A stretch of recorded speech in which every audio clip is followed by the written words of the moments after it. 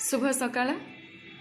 आज आम पढ़ा द्वादश श्रेणी साहित्य बही साहित्य ज्योतिर प्रथम कविता बड़पणर द्वितीय पर्याय बा शेष पर्याय। प्रथम पर्याय आम यार कवि कविवर राधानाथ राय विषय जानी एवं आमर ये जो कविताटी बड़पण कविताटी जो दरबार काव्यरू आसी से विषय आम जानी तेबे दरबार काव्यटी आम जानी सामंत चंद्रशेखर को संबर्धना देवा उद्देश्य ज्योतिर्विज्ञानी पठाणी सामंत को संबर्धना देवा उद्देश्य यही दरबार आयोजन करा बारवाटी दुर्गरे एवं ओडिशार प्राय प्रत्येक गड़रू राजा एवं राजप्रतिनिधि माने सेठारे से कार्यक्रम भाग नहीं जोग देते एवं सभिंकर अहं भाव को आक्षेप करी सेमानंक मध्यरे थिबा अहं भाव को आक्षेप करी एवं ओडिशार अतीतर गौरव को मने पकाई एही दरबार काव्यर परिकल्पना करिसंती कविवर राधानाथ राय। तेबे किभଳି भाबरे सेमानंकु सीधासळख आक्षेप करिसंती आमे प्रथम पर्याय ताहा देखिथिले एवं तापरे देखिबा कोन हेछि द्वितीय पर्याय देखिबा कोन हेछि। से कहते जे तंडी दुखी रंक अरक्षित रांड विदेशी की खुआइल कुकुटांड। तुमे दुखी रंक अरक्षित रांड एमानंकु तंडीगिरी एमानंकु ऊपर अत्याचार करी तुमे विदेशी मानंकु कुकुड़ा अंडा खुआइल। न पाइले दुखी प्रजा खुदकुंडा दुखी प्रजा माने खुद कणिकाटे खाइबाकु पाइलेनी। नेले घी अटा संगे छागमुंडा तुमे विदेशी मानंकु घी अटा सांगरे छागमुंडा कौन छेली मांस छेली मांस देल खाइबा पई। अभिष्ट देवता कल लोभ प्रेत नचेतिल खाई विपदर बेत। तबे से कहते तुमे अभिष्ट देवता मानिल सेमानंकु से विदेशी मानंकु तुमर इष्ट देवता बोली तुमे मानिल एवं तुमे तांकु एवं लोभ एते लोभी पलटि गल तुमे माने जे विपदरे पड़ी कि मध्य तुम भितर चेतना आसिला नहीं तुमे सेमानंकु चिन्हि पारल नहीं। विपदर पराधीनतार गोटे एते बड़ विपद तुम ऊपर पड़िला विपदर बेत तुमे खाइल बेत्राघात खाइल तथापि तुमे चेतिल नहीं। हे अहंकारी राजा माने सदा होई पाप द्रविण प्रत्याशी प्रजा मध्य पाप वृद्धि की मनासी।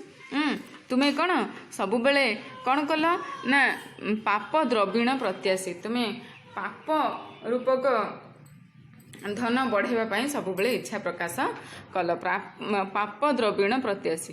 पाप कर्म रे बा पाप करी खराब उपाय रे तुमे माने धन अर्जन करने पाई इच्छा प्रकाश कल। प्रजा मध्य पाप वृद्धि की मनासी प्रजा मानक भितरे तुमे पाप बढ़ेल अर्थात तुमे सेमानंक ऊपर अत्याचार कल प्रजा मानक ऊपर अत्याचार कल एवं पाप तांकरी भितर रही तुमे पाप वृद्धि कल।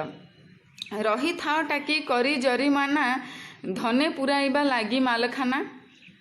से कहते तुम टाकिकी रही था अनेक था अपेक्षा करी था करी जोरिमाना दवाई फाइन पकेवाई जरिमाना प्रजा मानक उपरे खाली टाकिकी था खाली अनेक था केमती से जोरिमाना लागू करिवो जरिमाना पकईकी तांकरी धन रे तुमे तुमर मालखाना को भर्ती कल। हे अहंकारी राजा माने हे पापी राजा माने तुमे माने शेषरे एया कल धनर लालसा जाग्रते स्वपने धन बिनु नाही आन चिंता मने।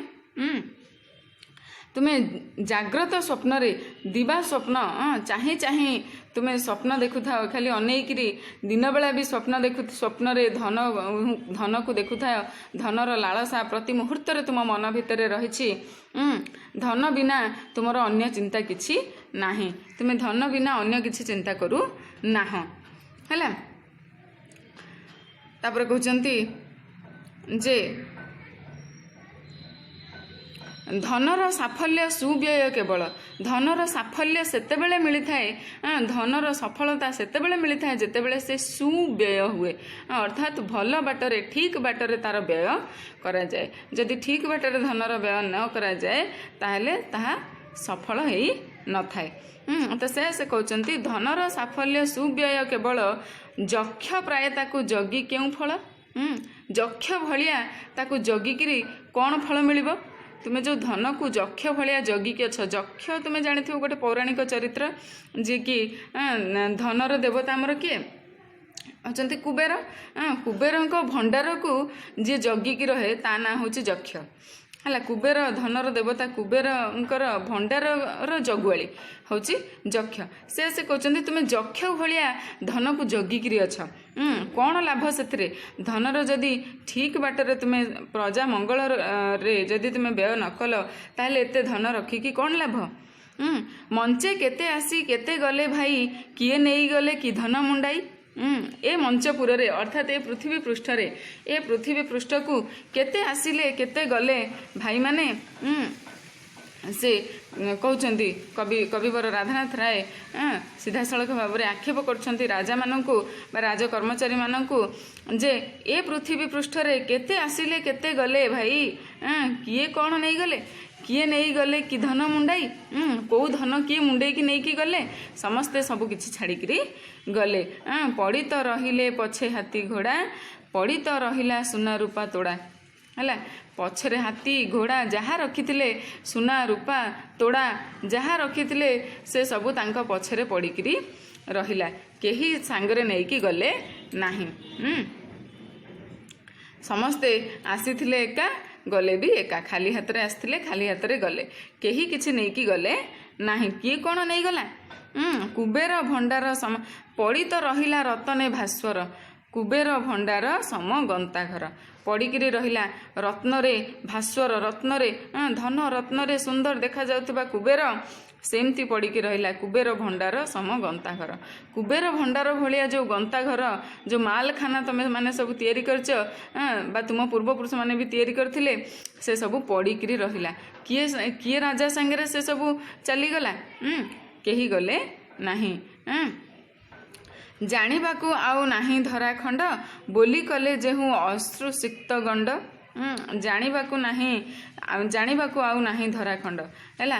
ଏ ଧରାଖଣ୍ଡ ବିଷୟରେ ଆଉ ଜାଣିବାକୁ ନାହିଁ, ସବୁ ଆମେ ଜାଣି ସାରିଲୁଣି। ଏ ସଂସାର ବିଷୟରେ, ଏ ପୃଥିବୀ ବିଷୟରେ ଆମେ ସବୁ ଜାଣିଛୁ ବୋଲି କଲେ ଯେହୁ ଅଶ୍ରୁସିକ୍ତ ଗଣ୍ଡ। ଯିଏ ଅଶ୍ରୁସିକ୍ତ ଗଣ୍ଡ ମାନେ କ'ଣ? ଆଖିରୁ ଲୁହ ପୋଛିକି ଯେଉଁ ଗାଲ ଓଦା ହେବା ହେଲା, ଅଶ୍ରୁସିକ୍ତ ଗଣ୍ଡ।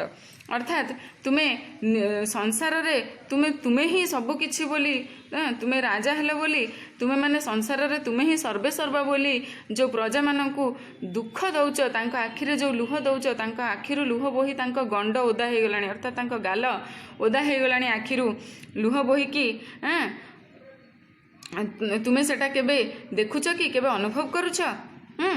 ମଲାବେଳେ ବିଶ୍ୱ ବିଜୟୀ ସ୍କନ୍ଦର, ମଲାବେଳେ ବିଶ୍ୱ ବିଜୟୀ ସ୍କନ୍ଦର କି କହିଥିଲେ ତା ଚିତ୍ତେ ଥରେ ଧର। ମଲାବେଳେ ବିଶ୍ୱ ବିଜୟୀ ସ୍କନ୍ଦର କ'ଣ କହିଥିଲେ ସେଇଟା ଟିକେ ମନେ ପକାଅ।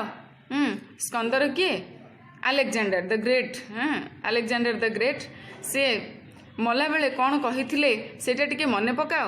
ମଲାବେଳେ ସେ କ'ଣ କହିଥିଲେ ନା, ବୋଇଲେ ଏ ପ୍ରାଣ ଗଲେ ପିଣ୍ଡ ଛାଡ଼ି, ନେବ ଯେବେ ମୋତେ କୋକେଇରେ କାଢ଼ି, ଦେଇଥିବ ତହିଁ ମୋସବ ଶୁଆଇ, ବେନି ପାଶେ ବେନି କରକୁ ଝୁଲାଇ ହେଲା। ସେ କହୁଛନ୍ତି ଯେ କବି ମନେ ପକାଇ ଦେଉଛନ୍ତି ସେମାନଙ୍କୁ, ସେ ଅହଙ୍କାରୀ ରାଜାମାନଙ୍କୁ କବିବର ରାଧାନାଥ ରାୟ ମନେ ପକାଇ ଦେଉଛନ୍ତି ଯେ ରାଜା ଦ ଗ୍ରେଟ୍ ଆଲେକ୍ଜାଣ୍ଡର ସ୍କନ୍ଦର ଯେତେବେଳେ ମୃତ୍ୟୁବରଣ କଲେ, ମରିଲା ପୂର୍ବରୁ ସେ ତାଙ୍କ ଅନୁଚରମାନଙ୍କୁ କହିଲେ ଯେ ତୁମେ ଗୋଟେ କାମ କରିବ, ମୁଁ ମରିଗଲା ପରେ ମୋ ଶବକୁ ଶୁଆଇଦେବ, ଶୁଆଇ ଦେଇକି ମୋ ହାତ ଦୁଇଟା ଦୁଇପଟକୁ ଝୁଲେଇ ଦେବ ହେଲା। ମୋ ଶବଟା ଯେଉଁଠି ଶୁଆଇବ ସେଇଠି ମୋ ହାତ ଦୁଇଟା ଦୁଇପଟକୁ ଝୁଲେଇ ଦେବ। ଅର୍ଥାତ୍ ମୋ ହାତ ଦୁଇଟା ଦୁଇପଟକୁ ଝୁଲେଇ ଦେଲେ କ'ଣ ହେବ ନା, ଲୋକମାନେ ଜାଣିବେ କ'ଣ ନା, ଯା ଦେଖି ଜାଣିବେ ଜଗତେ ସମସ୍ତେ, ଆସିଥିଲି ଫେରି ଗଲି ଶୂନ୍ୟ ହସ୍ତେ। ହେଲେ ତୁମେ ମୋ ହାତ ଦୁଇଟାକୁ ମୁଁ ମଲା ପରେ ମୋ ଶବକୁ ଯେଉଁଠି ଶୁଆଇଦେବ, ସେଇଠି କୋକେଇରେ ଯେଉଁ ଶୁଆଇଦେବ, ସେଇଠି କ'ଣ ମୋ ହାତ ଦୁଇଟାକୁ ଦୁଇପଟକୁ ଝୁଲେଇ ଦେବ। ମୋ ଶୂନ୍ୟ ହାତ ଦେଖିକିରି ଯେମିତି ଲୋକମାନେ ବୁଝିପାରିବେ ଯେ ମୁଁ ଖାଲି ହାତରେ ଆସିଥିଲି, ଖାଲି ହାତରେ ଯାଉଛି ହେଲା ବୋଲି ଆଲେକ୍ଜାଣ୍ଡାର କହିଥିଲେ। ତେବେ ଏହି ମହାବାକ୍ୟ ମନେ ମନେ ହେଜି ସତ୍ୱଗୁଣ ଭଜ ଲୋଭ ମଦ ତେଜି ହେଲା। हे राजा माने, हे अहंकारी राजा माने आलेक्जांडरଙ୍କର ଏଇ ମହାବାକ୍ୟକୁ ମନେ ମନେ ଟିକେ ହେଜ, ଟିକେ ଅନୁଭବ କର। ହେଜ ମାନେ କ'ଣ? ଅନୁଭବ କର। ମନେ ମନେ ଟିକେ ଅନୁଭବ କର। ସତ୍ୱଗୁଣ ଭଜ, ତୁମେ ସତ୍ ଗୁଣ ଭଲ ଗୁଣକୁ ଭଜ ବା ଆପଣାଅ, ଭଲ ଗୁଣକୁ ଆପଣାଅ। ଲୋଭ ମଦ ତେଜି ହେଲା। ଲୋଭ ତମର ଯେଉଁ ଷଡ଼ ରିପୁ ରହିଛି, କାମ କ୍ରୋଧ ଲୋଭ ମୋହ ମଦ ମାଶ୍ଚର୍ଯ୍ୟ, ଏସବୁ ଖରାପ ଗୁଣ, ଏସବୁ ବଦ ଗୁଣକୁ ତୁମେ ତ୍ୟାଗ କର। ତ୍ୟାଗ କରିକି କ'ଣ? ଭଲ ଗୁଣ ସତ୍ୱ ଗୁଣକୁ ଭଜ ବା ଆହରଣ କର ହେଲା। ତାପରେ କହୁଛନ୍ତି ଯେ ଅକାରଣେ କିମ୍ବା ତଣ୍ଡି ଅରକ୍ଷିତ ଅଳ୍ପ ଦିନ ପାଇଁ ସଞ୍ଚୁଅଛୁ ବିତ୍ତ। କାହିଁକି ଅକାରଣରେ, କାହିଁ ବିନା କାରଣରେ ଅରକ୍ଷିତକୁ ତଣ୍ଡୁଛୁ, ଅରକ୍ଷିତ ଉପରେ ଅତ୍ୟାଚାର କରି ତା ଧନ ଲୁଣ୍ଠନ କରୁଛୁ। ଅରକ୍ଷିତ ମାନେ କ'ଣ? ଯାହାର କେହି ନାହିଁ, ଯାହାର କିଛି ନାହିଁ। ଅଳ୍ପ ଦିନ ପାଇଁ ସଞ୍ଚୁଅଛୁ ବିତ୍ତ, କେତେ ଦିନ ବଞ୍ଚିବୁ? ଏ ମଣିଷ ଜୀବନ ଏ ସଂସାର ମଧ୍ୟ ଦେହ ବହି ଦେବତା ହେଲେ ବି ମରଇ। ତୁ ତ ସହଜ ମଣିଷ, ଦେବତା ହେଲେ ବି ଏଠି ମରିବ। ତେଣୁ କେତେ ଦିନର ଜୀବନ ଯେ ତୁ ଧନ ସଞ୍ଚୁଛୁ ସେଥିପାଇଁ। ବୋଲାଅ ଜଗତେ ସିନା ଲକ୍ଷ୍ୟ ପୋଷି, ଫଳେ ତୁମ୍ଭେ ଜଣେ ଜଣେ ଲକ୍ଷ୍ୟ ଶୋଷି ହେଲା। ଏ ଜଗତରେ ତୁମେ ରାଜାମାନେ ସିନା ବୋଲଉଅଛ ଯେ ତୁମେ ହେଉଛ ଲକ୍ଷ୍ୟ ପୋଷି, ତୁମେ ଲକ୍ଷ ଲକ୍ଷ ଲୋକମାନଙ୍କୁ, ଲକ୍ଷ ଲକ୍ଷ ପ୍ରଜାଙ୍କୁ ପୋଷୁଛ, ତାଙ୍କୁ ପାଳନ କରୁଛ, ତାଙ୍କ ସୁଖ ଦୁଃଖ ବୁଝୁଛ ବୋଲି ଖାଲି ନାଁ ନେଉଛ। କିନ୍ତୁ ପ୍ରକୃତରେ ତୁମେମାନେ କ'ଣ କରୁଛ ନା ଫଳେ ତୁମ୍ଭେ ଜଣେ ଜଣେ ଲକ୍ଷ୍ୟ ଶୋଷି, ତୁମେ ଲକ୍ଷ ଲକ୍ଷ ଜନତାକୁ ଶୋଷଣ କରୁଛ ହେଲା। ତୁମେମାନେ ହେଉଛ ଲକ୍ଷ୍ୟ ପୋଷି ନୁହଁ, ତୁମେମାନେ ହେଉଛ ଲକ୍ଷ୍ୟ ଶୋଷି ହେଲା।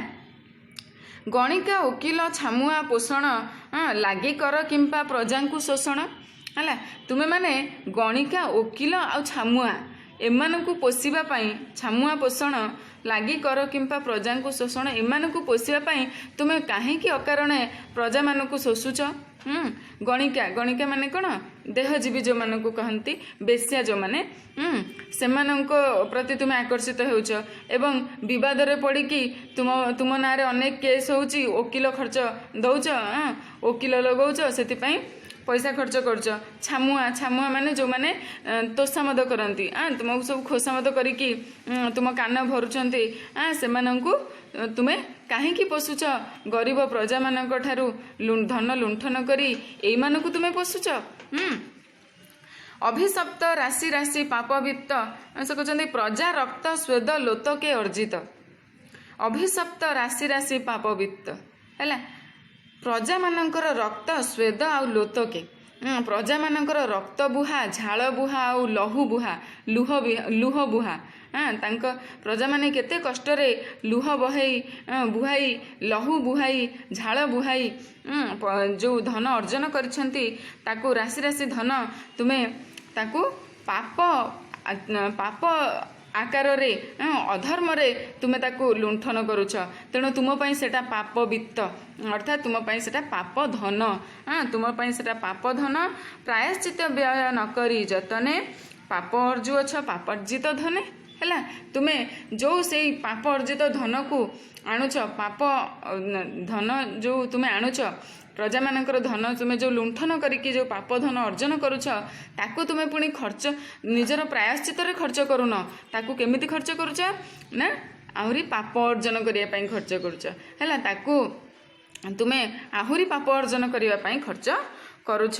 ଅର୍ଜୁ ଅଛ ସିନା କେବଳ ଦୁଷ୍କୃତ, ଘୃଷ୍ଟି ମୁଖେ ଢାଳି ଯଜ୍ଞ କୁଣ୍ଡ ଘୃତ ହେଲା।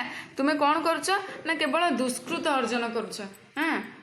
କ'ଣ? କେବଳ ଖରାପ କାମ, ଖରାପ କାର୍ଯ୍ୟ ତମେ ଅର୍ଜନ କରୁଛ, ଖରାପ କାମ ହିଁ କରୁଛ।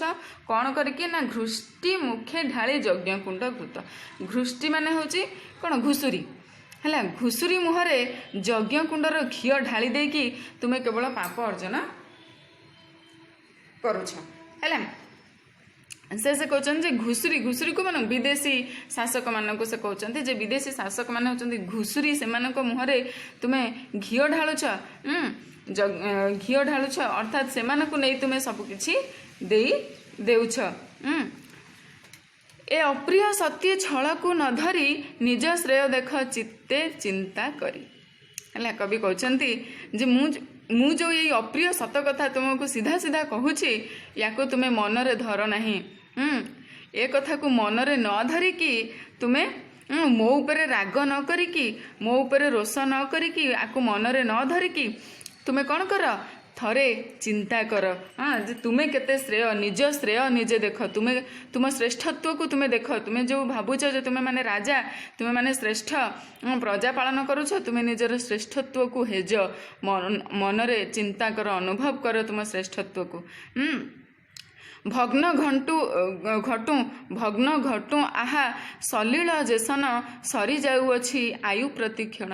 है भंगा माठियारू कौन हुए पानी झरे भंगा माठियारू पानी झरिया आरंभ कले कौन हुए पानी सरीजीव ना आम जिते पानी भरले भी पानी सरीब। है से कहते जे भंगा माठियारू जेमिति पानी बोही चले सेमती तुमर आयु प्रतिक्षण सरुची तुमर आयुष प्रतिक्षण सरुची तुम आयुष बढ़ुनी तुम आयुष प्रतिक्षण सरीबारे लगी। बड़ क्रूर काल बड़ अविश्वासी हाबड़ी जीव से आचंबिते आसी। बड़ क्रूर होची काल काल माने कौन मृत्यु मृत्यु होची तुमर आयुष दिनक दिन सरीबारे लगी जमी भंगा माठियारू पानी बोही चले सेमती तुम आयुष दिनक दिन सरीबारे लगी। तेणु बड़ क्रूर होची से काल बा से जम बा मृत्यु मृत्यु होची बहुत क्रूर। ता मनरे टिके भी दया माया नहीं बड़ अविश्वासी आउ से भारी अविश्वासी।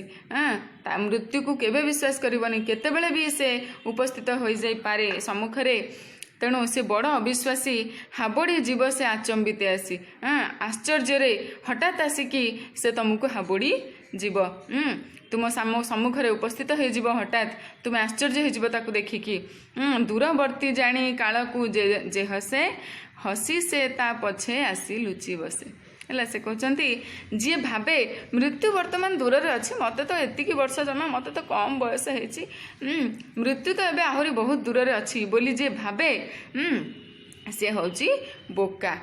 दूरवर्ती जानी काल को जे हसे हाँ मृत्यु आहरी दूर रे अच्छी बोली जे हसे थट्टा करे हसी से ता पछे आसी लुचि बसे। मृत्यु हसी घासी ता पछरे आसिकी लुचिकी बसी थाए केतेबेले ता जीवन को हरण ता आत्मा को ता पिंडरू अलगा करदेव ताहा केही जानी न थाए। मृत्यु केतेबेले आसी उपस्थित हो जीव ताहा केही कहि परिबे नाही। नीति बेला बुझी छामुरे हाजर हेबा विधि ताकू नाही टी गोचर। नीति बेले बुझी छामुरे हाजर हेबा विधि ताकू नाही टी गोचर। ताकू किछि जना नहीं गोटे नीति नियम अच्छी से नीति नियम रे आसिकी हम आसिकी पहुँचब मृत्यु सेमिति किछि नाही छामुरे से हाजर हो जीव विधि ताकू नाहिंटी गोचर। ताहा भगवान को भी जना नहीं केतेबेले मृत्यु आसिकी तुमको भेटी जीव ताहा केही जानी नाहंती। केते दिन खेलु थिबो एही खेल पाखे आसुछि से अंतिम बेल आउ केते दिन जाए एमतिया खेल खेलुथिबो तुम माने ए खेल आउ केते दिन खेलुथिब तुम भितरे जो अहं भाव रही तुम्हें जो लुंठन करुछ प्रजा मानू पोषण न करी शोषण करुछ आउ केते दिन करुथिब पाखे आसुछि तुम अंतिम बेल तुम शेष समय पाखे आसुछि। आसुछि नीरवे सेहु प्रतिक्षणे नित्यगामी रथ चक्र आवर्तने। रथ चक्र जमिति गड़ी चले सेमती मृत्यु समयर ताल दे तुम पाखक माड़ी आसुछि। तुम्हें जेते दिन आगु बंचुछ सेते दिन मृत्यु आड़कू तुम्हें अग्रसर होउछ एवं मृत्यु तुम आड़कू रथ चक्र भली आगे आसुछि माड़ी आसुछि तुम आड़कू। से कहते रथ चक्र जो आवर्तन जो घूर्णन से भली से मृत्यु तुम पाखक पाखे आसुछि। आयु सूर्य जाए तले जेते गड़ी तुम्भ माया जाए छाया परी बढ़ी। है ଯେତେବେଳେ ଯେତେ ଆୟୁ ସୂର୍ଯ୍ୟ ଆୟୁଷ ରୂପକ ସୂର୍ଯ୍ୟ ଯେତେ ତଳେ ଗଡ଼ି ଯାଉଛି ଯେତେ ଯେତେ ତମେ ଜାଣିଛ ସୂର୍ଯ୍ୟ ଯେତେବେଳେ ଅସ୍ତ ହୁଅନ୍ତି ଏମିତି ଗଡ଼ିଲା ବେଳେ ସାମ୍ନାରେ ଯେଉଁ ଜିନିଷ ଥାଏ ତା ଛାଇଟା ବଢ଼ି ବଢ଼ିଯାଏ ହଁ ନା ନାହିଁ। ସୂର୍ଯ୍ୟ ଯେତେ ଗଡ଼ି ଗଡ଼ି ଯାଆନ୍ତି ସାମ୍ନାରେ ଥିବା ଜିନିଷର ଛାଇଟା ବଢ଼ି ବଢ଼ିଯାଏ। ତ ସେୟା ସେ କହୁଛନ୍ତି ଯେ ତୁମ୍ଭ ମାୟା ଯାଏ ଛାୟା ପରି ବଢ଼ି ତୁମ ମାୟା ଛାୟା ଭଳିଆ ବଢ଼ି ବଢ଼ି ଯାଉଛି ଯେତେ ଆୟୁଷ ରୂପକ ସୂର୍ଯ୍ୟ ଯେତେ ଗଡ଼ି ଗଡ଼ି ଯାଉଛି। ମାୟା ଚେର ତଳେ ଭେଦିବ ଯେତିକି ଅନ୍ତକ ରଗଡ଼େ ଝିଙ୍କିବ ତେତିକି। ମାୟା ଚେର ତୁମର ମାୟା ତୁମର ମୋହ ମାୟା ସେ ଚେର ତୁମର ଯେତେ ବଢ଼ିବ ଅନ୍ତକ ତମକୁ ସେତିକି ରଗଡ଼ିକି ଝିଙ୍କିବ। ଅନ୍ତକ ମାନେ କ'ଣ? ଯମ, ମୃତ୍ୟୁ। ଅନ୍ତକ ହେଉଛି କିଏ? ଯମ, ମୃତ୍ୟୁ ତୁମକୁ ସେତିକି ଝିଙ୍କିବ ତା ଆଡ଼କୁ। ତୁମର ମାୟା ଯେତେ ବଢ଼ି ବଢ଼ି ଚାଲିବ ମୃତ୍ୟୁ ତୁମକୁ ତା ଆଡ଼କୁ ସେତିକି ଝିଙ୍କି ଚାଲିବ। ସେ କଠିନ ଝିଙ୍କା ଝିଙ୍କିରୁ ନିସ୍ତାର ଲାଭ ଲାଗି ଆଗୁ ହୁଅ ହୁସିଆର। ସେ ଯେଉଁ ଝିଙ୍କା ଝିଙ୍କି ମୃତ୍ୟୁ ସହିତ ତୁମର ସେ ଯେଉଁ ଝିଙ୍କା ଝିଙ୍କି ସେଥିରୁ ଯଦି ତୁମେ ନିସ୍ତାର ପାଇବାକୁ ଚାହୁଁଛ ତାହେଲେ ଆଗରୁ ହୁସିଆର ହେଇଯାଅ। ହେ ଅହଙ୍କାରୀ ରାଜାମାନେ ତୁମେ ଆଗରୁ ହୁସିଆର ହେଇଯାଅ। ବେଳ ଥାଉଁ ଥାଉଁ ଅରଜି ଧରମ ଜନ୍ମ ଅନୁରୂପ ଦେଖାଅ କରମ। ବେଳ ଥାଉଁ ଥାଉଁ ଧର୍ମ ଅର୍ଜନ କର। ତୁମେ ଧର୍ମ କର, ପାପ କର୍ମ ଛାଡ଼। ବେଳ ଥାଉଁ ଥାଉଁ ତୁମେ ଧର୍ମ କର୍ମ କର, ଜନ୍ମ ଅନୁରୂପ ଦେଖାଅ କରମ। ଯେମିତି ଜନ୍ମ ତୁମେ ଯେମିତି ପାଇଛ, ତୁମେ ଯେମିତି ରାଜା ହେଇକି ଜନ୍ମ ହେଇଛ, ଜନ୍ମ ଅନୁରୂପ ଯିଏ ଯେଉଁଭଳି ଭାବରେ ଜନ୍ମ ହେଇଛି ସେ ସେଇଭଳି ଭାବରେ ତାର କର୍ମ ପ୍ରଦର୍ଶନ କରିବା ଉଚିତ ବୋଲି କବି କହୁଛନ୍ତି। ଯେ ତୁମେମାନେ ରାଜା ପରିବାରରେ ଜନ୍ମ ହେଇଛ, ରାଜ ପରିବାରର ତୁମର ଜନ୍ମ, ତୁମେମାନେ ସବୁ ରାଜା ହେଇଛ, ତୁମେ ରାଜଧର୍ମ ଦେଖାଅ। ଜନ୍ମ ଅନୁରୂପେ ତୁମେ ତୁମର କର୍ମ ଦେଖାଅ। ତୁମେ ରାଜା ହେଇ ଜନ୍ମ ହେଇଛ, ତୁମର କର୍ମ ତୁମେ ରାଜକର୍ମ ତୁମେ ଦେଖାଅ। ଧର୍ମ ଅର୍ଜନ କର। ଜନ୍ମ ଫଳେ ଭବେ ବଡ଼ପଣ ପାଇ ଧର୍ମ ଫଳେ ତାକୁ କର ଚିରସ୍ଥାୟୀ। ସେ କହୁଛନ୍ତି ଜନ୍ମ ଫଳେ ତୁମେ ଯେମିତି ବଡ଼ପଣ ପାଇଛ, ତୁମେ ଜନ୍ମ ହୋଇଛ ରାଜ ପରିବାରରେ ଜନ୍ମ ଲାଭ କରିଛ, ଯେମିତି ବଡ଼ପଣ ପାଇଛ ଧର୍ମ ଫଳେ ତାକୁ କର ଚିରସ୍ଥାୟୀ। ସେଇ ବଡ଼ପଣିଆକୁ ତୁମେ ଧର୍ମ କରିକିରି ଚିରସ୍ଥାୟୀ କର। ତାକୁ କ୍ଷଣସ୍ଥାୟୀ କର ନାହିଁ। ଯେଉଁ ବଡ଼ପଣ ତୁମେ ପାଇଛ, ଯେଉଁ ଜନ୍ମରୁ ତୁମେ ପାଇଛ ବଡ଼ପଣ, ଜନ୍ମ ଅନୁସାରେ ତୁମେ ଯେଉଁ ବଡ଼ପଣ ପାଇଛ ରାଜା ହେଇଛ, ସେ ବଡ଼ପଣକୁ ତୁମେ ଚିରସ୍ଥାୟୀ କର। ଧର୍ମ କରିକି ଧର୍ମ କର୍ମ କରି ତୁମେ ଚିରସ୍ଥାୟୀ କର ସେଇ ବଡ଼ପଣକୁ। ଧର୍ମ ଏକ ପୋତ ଗଢ଼ିଛନ୍ତି ବିଧି ତରିବାକୁ ଏହି ସଂସାର ବାରିଧି। କହୁଛନ୍ତି ଧର୍ମ ଗୋଟିଏ ଡଙ୍ଗା, ଧର୍ମକୁ ଗୋଟିଏ ଡଙ୍ଗା କରିକି ତିଆରି କରିଛନ୍ତି ବିଧି। ଭଗବାନ ଧର୍ମକୁ ଗୋଟିଏ ଡଙ୍ଗା ଭଳି ଡଙ୍ଗା କରିକି ତିଆରି କରିଛନ୍ତି। ଯେଉଁ ଡଙ୍ଗାରେ ହିଁ ପାର କରିହେବ କ'ଣ ନା ତରିବାକୁ ଏହି ସଂସାର ବାରିଧି। ଏହି ସଂସାର ରୂପକ ସମୁଦ୍ର ପାର କରିବା ପାଇଁ, ଏହି ସଂସାର ରୂପକ ସମୁଦ୍ରକୁ ପାର କରିବା ପାଇଁ ଭଗବାନ ଗୋଟିଏ ଧର୍ମ ରୂପକ ଡଙ୍ଗାଟେ ତିଆରି କରିଛନ୍ତି। ତେବେ ସେଇ ଧର୍ମର ଡଙ୍ଗାକୁ ତୁମେ ଯେତେ ଆଗକୁ ଚଲେଇବ ଏ ସଂସାର ରୂପକ ବାରିଧି, ଏ ସଂସାର ରୂପକ ସମୁଦ୍ର ଭବ ତୁମେ ପାରି କରିଯିବ ହେଲା। ଧର୍ମ ଏକା ସିନା ମହତ ପଣିଆ ଆଉ ବଡ଼ପଣ ଅଢ଼େଇ ଦିନିଆ।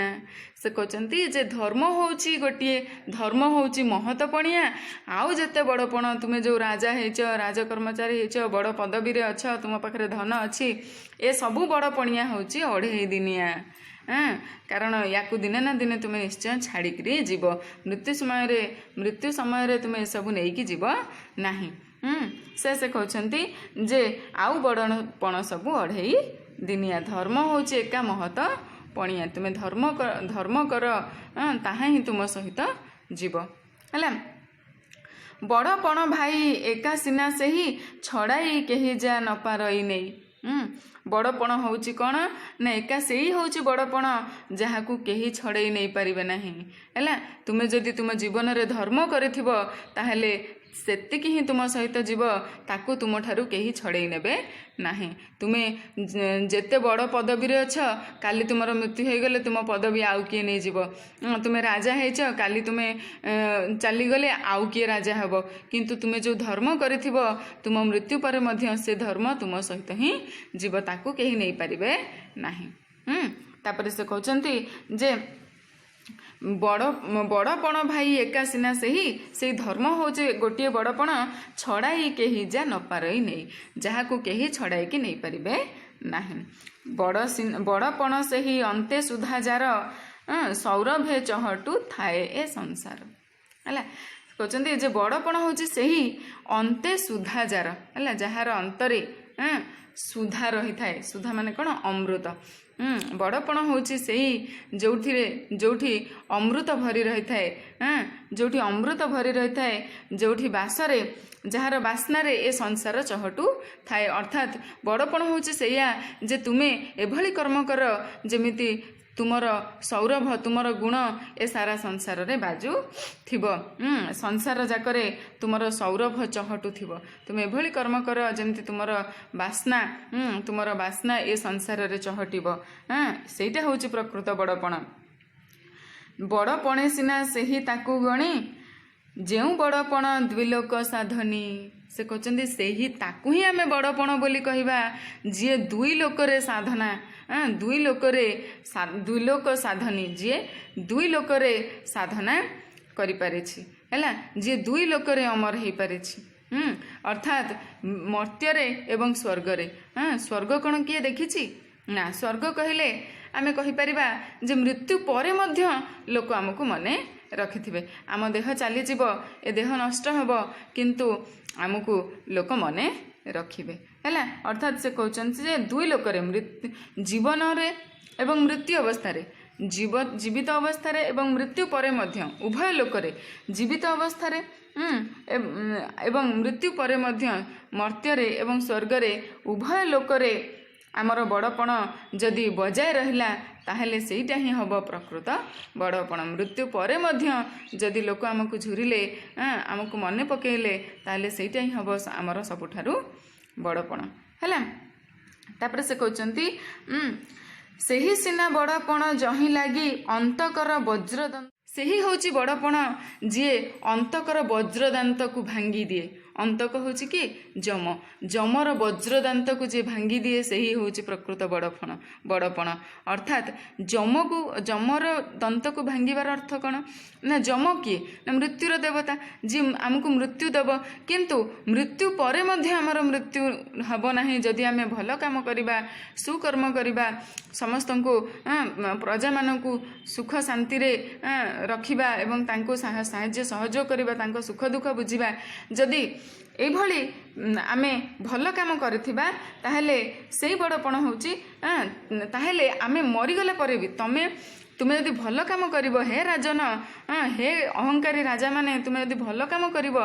ताहेले तुमे मरिगला परे भी तुम प्रजा मानक मन भितरे तुमे अमर रहिबो तुम प्रजा मानक मन भितरु जम केबे हेले तुमको मारि परिबो नाही जम तुम शरीर को केवल मारि परिबो किंतु तुमको केबे मारि परिबो नाही तुम प्रजा मानक मन भितरे तुमे बंचिकी रहिबो अमर हेकी रहिबो से कहउछंती ना अंतकर वज्रदांत को भांगी दे वज्रदांत को जे भांगी दिए से ही होचे प्रकृत बड़पण कहउछंती तुमे एभली कर्म कर जेमिति तुमे मृत्यु पर मध्य प्रजार मानस पटरे बंची रहिबो से ताहेले कोन हबो ना तुमर केबे मृत्यु हेबो नाही हैला जम भी तुमको मृत्यु दे पारिबो नाही जम केवल तुम शरीर को मृत्यु दे पारे हेले तुमको मृत्यु देबा असंभव हे पड़िबो ता पक्षे हैला तापर कहचंदी सेही बड़पणे बळा मति की काल न पारिबो पसिजा कति की तुमे सेही से ए बड़पण को तुम मन बड़ाओ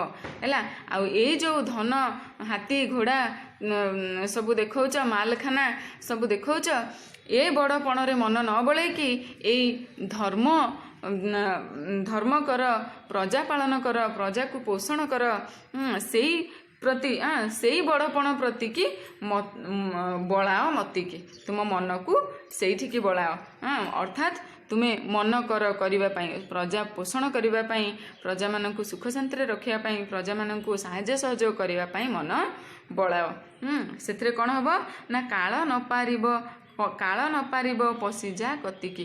କାଳ ବା ମୃତ୍ୟୁ ତୁମ ପାଖ ମାଡ଼ି ପାରିବ ନାହିଁ। ତୁମ ଶରୀରର ମୃତ୍ୟୁ ହେଇପାରେ କିନ୍ତୁ ତୁମର ମୃତ୍ୟୁ କେବେ ହେବ ନାହିଁ। ତୁମେ ଅମର ହେଇ ରହିବ ତୁମ ପ୍ରଜାମାନଙ୍କ ମନ ଭିତରେ ହେଲା। ତେଣୁ କାଳ କେବେ ତୁମ ପାଖକୁ ପଶିପାରିବ ନାହିଁ। କାଳ ତୁମ କତିକି କେବେ ବି ଯାଇପାରିବ ନାହିଁ। ତୁମ ପାଖକୁ ମୃତ୍ୟୁ କେବେ ଯାଇପାରିବ ନାହିଁ ହେଲା। ହେଳା କର ନାହିଁ ପାଇ ଏ ସୁବିଧା, ଲଭିବାକୁ ସେହି ବଡ଼ପଣ ନିଦା ହେଲା। ତୁମେ ଗୋଟେ ସୁବିଧା ପାଇଛ ହେଲା, ତୁମେ ରାଜା ହେଇଛ, ଅନ୍ୟମାନଙ୍କୁ ସୁଖରେ ରଖିବା, ଅନ୍ୟମାନଙ୍କୁ ସାହାଯ୍ୟ ସହଯୋଗ କରିବା, ପ୍ରଜାମାନଙ୍କର ପୋଷଣ କରିବାର ଗୋଟେ ସୁଯୋଗ ତୁମେ ମାନେ ପାଇଛ, ନିଜକୁ ଅମର କରିବାର ସୁଯୋଗ ପାଇଛ। ହେଳା କର ନାହିଁ, ଏ ସୁବିଧା ପାଇକି ତୁମେ ହେଳା କର ନାହିଁ। ଅର୍ଥାତ୍ ତୁମେ ରାଜା ହେଇଛ, ପଦପଦବୀ ପାଇଛ, ଅର୍ଥାତ୍ ଭଗବାନ ତୁମକୁ ସୁଯୋଗ ଦେଇଛନ୍ତି। ଭଗବାନ ତୁମକୁ ସୁଯୋଗ ଦେଇଛନ୍ତି ନିଜକୁ ଅମର କରିବା ପାଇଁ ହେଲା। ତେଣୁ ଏ ସୁଯୋଗକୁ ତୁମେ ହାତ ଛଡ଼ା କର ନାହିଁ। ହେଳା କର ନାହିଁ ପାଇ ଏ ସୁବିଧା ପାଇକି ତୁମେ ହେଳା କରନି। ଲଭିବାକୁ ସେହି ବଡ଼ପଣ ନିଦା, ସେଇ ନିଦା ବଡ଼ ଫମ୍ପା ବଡ଼ପଣ ପ୍ରତି ମନ ବଳାଅ ନାହିଁ। ନିଦା ବଡ଼ପଣ, ଏଇ ନିଦା ବଡ଼ପଣ ପାଇବା ପାଇଁ ତୁମେ ଚେଷ୍ଟା କର। ସଂସାରର ତ୍ୱକସାର ବଡ଼ପଣ, ଲାଳସାରୁ ନିଅ ବାହୁଡ଼ାଇ ମନ। ସଂସାରର ତ୍ୱକସାର, ସଂସାରର ଏଇ ମୂଲ୍ୟହୀନ ବଡ଼ପଣର ଲାଳସାକୁ ବାହୁଡ଼ାଇ ନିଅ, ଫେରେଇ ନିଅ। ସଂସାରର ଏଇ ଯେଉଁ ତ୍ୱକସାର ବା ଏଇ ଯେଉଁ କ'ଣ ମୂଲ୍ୟହୀନ, ଯେଉଁ ବଡ଼ପଣରେ କିଛି ମୂଲ୍ୟ ନାହିଁ। ଆଜି ଅଛି ମଣିଷ, ଦୁଇ ଦିନର ଏ ଜୀବନ, କେତେବେଳେ ମୃତ୍ୟୁ ଆସିକି ପହଞ୍ଚିଯିବ ଆମେ କେହି ଜାଣିନେ। ତେଣୁ ଏ ଲାଳସାରୁ ତୁମେ ମନ ବାହୁଡ଼େଇ ନିଅ, ମନ ଫେରେଇ ନିଅ। ସଂସାରର ଏ ବଡ଼ପଣ, ଏ ମୂଲ୍ୟହୀନ ବଡ଼ପଣ ପ୍ରତି ଲାଳସା ପ୍ରକଟ କର ନାହିଁ। ଏଥିରୁ ମନ ତୁମେ ବାହୁଡ଼େଇ ନିଅ। ଉଦାସୀନ ନେତ୍ରେ ଦୁନିଆର ମାନ, ଦେଖି କର ମନ ଧର୍ମେ ଏକତାନ ହେଲା। ତୁମେ ଉଦାସୀନ ନେତ୍ରରେ ଏ ଦୁନିଆର ମାନକୁ ଦେଖ, ଏ ଦୁନିଆର ମାନ ସମ୍ମାନକୁ ଦେଖ, ଏ ଦୁନିଆକୁ ଦେଖ। ଉଦାସୀନ ନେତ୍ରରେ ଏ ଦୁନିଆକୁ ଦେଖ ଏବଂ ଦେଖିକିରି ତୁମ ମନକୁ ଧର୍ମରେ ଏକତାନ କର। ଅର୍ଥାତ୍ ଧର୍ମ ପ୍ରତି ଧ୍ୟାନ ଦିଅ। ଏକତାନ କର ମାନେ କ'ଣ? ତୁମ ମନକୁ ଏକତାନ କର ଧର୍ମରେ। ଧର୍ମ ପ୍ରତି ତୁମ ମନକୁ ସ୍ଥିର କର। ଧର୍ମ କରିବା ପାଇଁ ତୁମେ ସ୍ଥିର କର। ଧର୍ମ ପ୍ରତି ତୁମ ମନକୁ ଏକତାନ କର, ଅର୍ଥାତ୍ ତୁମେ ଧ୍ୟାନ ଦିଅ, ସ୍ଥିର କର, ମନ ସ୍ଥିର କର ଧର୍ମ ପାଖରେ ହେଲା। ରାଜଧର୍ମେ ଆତ୍ମତତ୍ତ୍ୱେ ଦେଇ ମତି, ଉଚ୍ଚ ହୋଇ ଲଭ ଉଚ୍ଚତର ଗତି। ସେ କହୁଛନ୍ତି ଯେ ରାଜଧର୍ମେ ଆତ୍ମତତ୍ତ୍ୱେ ଦେଇ ମତି, ରାଜଧର୍ମରେ ଆତ୍ମତତ୍ତ୍ୱରେ ତୁମେ ମନ ବଳାଅ, ମନ ଦିଅ। ରାଜଧର୍ମରେ ମନ ଦିଅ, ଆତ୍ମତତ୍ତ୍ୱରେ ମନ ଦିଅ। ତୁମେ ଏ ସଂସାରକୁ କାହିଁକି ଆସିଛ, କେଉଁ ଉଦ୍ଦେଶ୍ୟରେ ତୁମର ଜନ୍ମ ହେଇଛି, ତୁମେ କ'ଣ କରିବାକୁ ଆସିଛ, କର୍ମ କରିଚାଲ ଏବଂ ରାଜଧର୍ମରେ ମନ ବଳାଅ। ତୁମେମାନେ ପଦପଦବୀ ପାଇଛ, ରାଜା ହେଇଛ, ରାଜକର୍ମଚାରୀ ହେଇଛ, ତେଣୁ ରାଜଧର୍ମରେ ତୁମେ ମନ ବଳାଅ ଏବଂ ଉଚ୍ଚ ହୋଇ ଲଭ ଉଚ୍ଚତର ଗତି।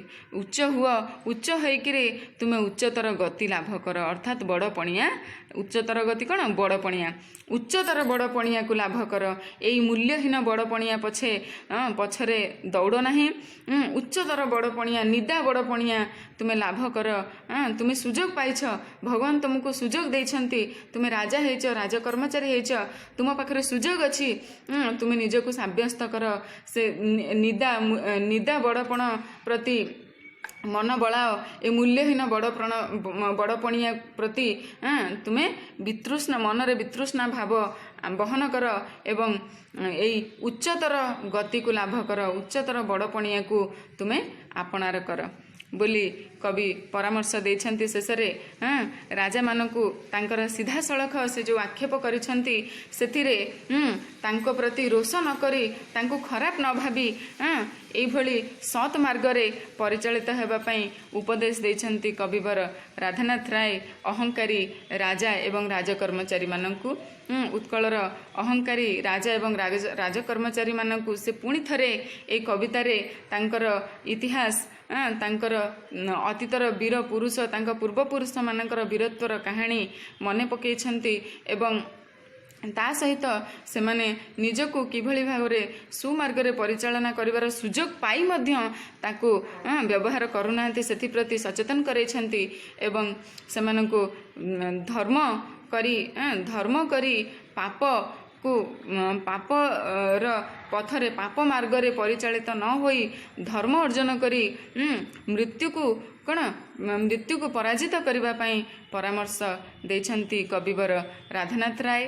तेबे मु आशा करुछि संपूर्ण कविताटी तुमे माने भल भाबरे बुझी पारिथिबो। जदि तथापि कोठी अबुझा रहिला मते मेसेज निश्चय करिवो। धन्यवाद।